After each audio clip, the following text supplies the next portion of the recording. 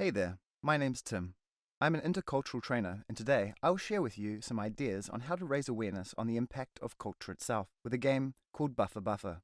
Dr. Gary Schertz, Bafa Bafa's creator, said of the game, "Imagine the visceral impact of encountering a new culture. Imagine becoming suddenly mute, not speaking or understanding the strange language and gestures surrounding you. Imagine thinking you know what is going on and suddenly finding yourself ostracized for breaking a cultural rule. Imagine the relief of returning home, where everything is familiar. Imagine doing all this without leaving home at all." I will go into detail about Bafa Bafa in a second, but first, let's go over some theory behind intercultural training. If you are looking for a game that lets participants learn by interacting with one another, and which content is valid for any culture, then stay with me and learn more about Bafa Bafa. Always remember that the content of the training should go hand in hand with its goal, the target group, and the teaching context, including location, duration, trainer's personality, available material, and so on. Bafa Bafa is a role play meant to train people to cope with uncertainty and foreignness. It teaches that what seems irrational, contradictory, or unimportant to us in our culture may seem rational, consistent, and terribly important to a person from another culture. Now, to carry out a Bafa Bafa experience with a group of trainees, we will need 2 trainers, 2 rooms, 2 CD players, the Bafa Bafa Director's Kit, which is available from Simulation Training Systems. The Director's Kit has everything the trainer needs for setting up, running, and debriefing the program. It includes audio CDs, PowerPoints, detailed diagrams, a wall chart, and step-by-step instructions. The Bafa Bafa Participants Kit, one for each participant. It is also available from Simulation Training Systems. It includes all of the auxiliary artifacts needed to participate in the Bafa Bafa experience. Once you have everything in place, let the game begin. First, the trainers offer a brief introductory description of what will happen. Do not give any unnecessary information. I advise you not to rob participants of the chance of a new personal experience. After that, randomly assign participants into 2 groups, each with a fictional culture, alpha and beta, respectively. The alpha culture is hierarchical, family-oriented, and strong in-group out-group. Interpersonal relationships and physical closeness are prized values. As a non-competitive culture, it has no winners or losers. The beta culture is a highly competitive, time is money, you are what you earn trading culture. It has its own specialized trading language. It is based on meritocracy. Respect is gained if one achieves something.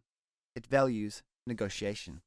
Then, participants are introduced or briefed about the rituals, customs, and language of their culture and given time to practice and live in their new culture. This is their chance to try out. After the participants have digested the instructions of their own culture, an observer is appointed or elected from each group and is sent to the other room. Their task is to find out as much as they can about the culture they are visiting. Observers then return to their home cultures to describe and attempt to interpret what they have experienced. Now, visitors are exchanged on a tourist-like basis for very brief periods.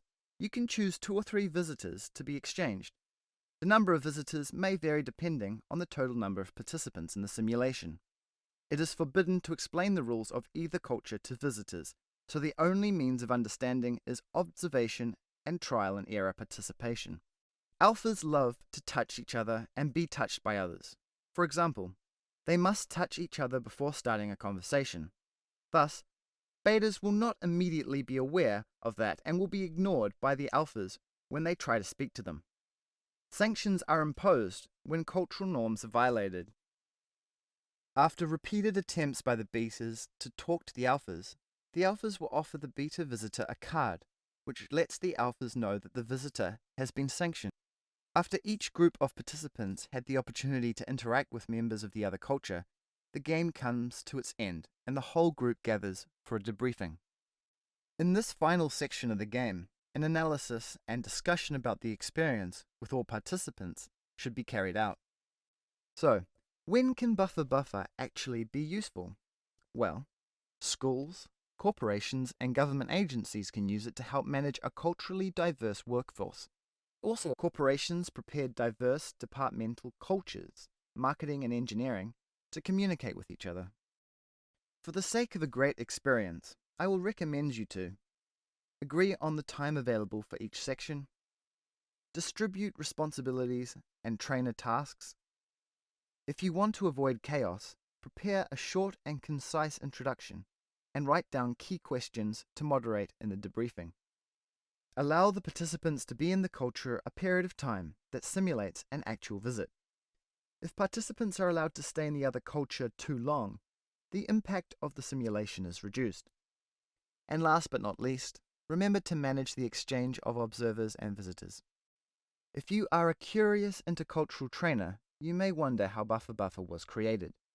The story behind Bafa Bafa's origin was quite dramatic. Back in 1971, in a place officially called the Hellenic Republic, or Greece, two sailors from the US got different prices for an identical souvenir. One of them, feeling cheated, assaulted the Greek merchant. In Greece, as in most Mediterranean cultures, the customer is expected to negotiate with street merchants for the best price. The incident escalated in the local press until it threatened US relations with Greece. Greece was threatening to renege on its promise to allow home port privileges to US warships. Surprisingly, the whole problem was originated because the military personnel could not coexist with an alien culture. The US wanted to find a way to avoid such incidents in the future.